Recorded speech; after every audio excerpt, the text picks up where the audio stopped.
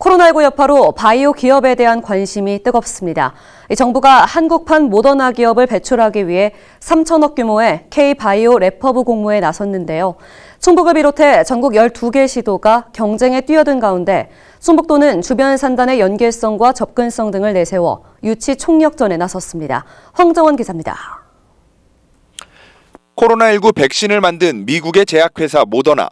지난 2010년 설립된 모더나가 코로나19 백신을 개발할 수 있던 이유는 바이오 스타트업 지원 기관인 미국 보스턴 랩센트럴의 적극적인 지원이 있었기 때문입니다.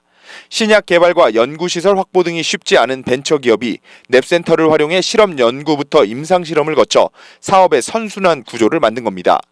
이에 정부는 한국판 모더나를 만들기 위해 랩센트럴을 벤치마킹한 K-바이오 래퍼브 구축을 추진 중입니다.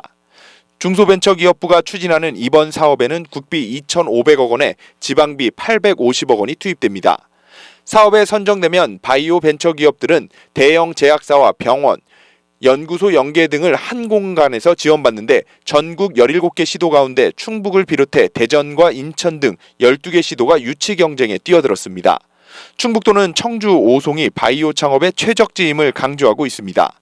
오송은 지난 1997년 국가생명과학단지 지정을 시작으로 이후 첨단 의료복합단지와 제2생명과학단지 등이 있는 대한민국 대표 바이오 클러스터로 사업 선정과 동시에 도가 추진하는 첨단 의료복합단지 내 부지에 착수가 가능하다는 겁니다.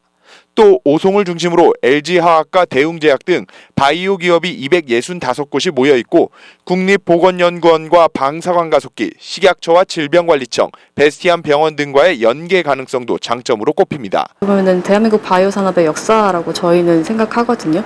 그래서 저희 지역에서 하면 이게 최적지라고 생각을 하고 준비를 하고 있습니다. 기존에 있는 시설들하고의 연계든지 아니면 저희가 가지고 있는 경험들을 활용을 할 수 있다는 걸 좀 강점으로 내세우려고 하고요.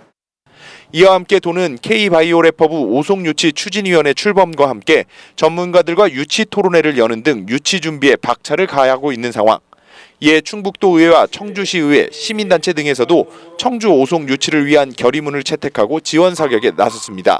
국내 유일하게 대표 바이오 클러스터가 잘 유지가 되고 있고 또 물류라든지 교통성을 보면 KTX 오송역이라든지 경부고속도로, 중부고속도로 이렇게 다 교통량이 좋아서 수도권은 40분 내에 도달을 할 수 있고 전국적으로 봐도 2시간 이내에는 오송에 다 근접할 수 있어서 지난해 방사광 가속기 공모 선정에 이어 K-바이오 래퍼브 유치 성공으로 시너지 효과를 기대하고 있는 충북도.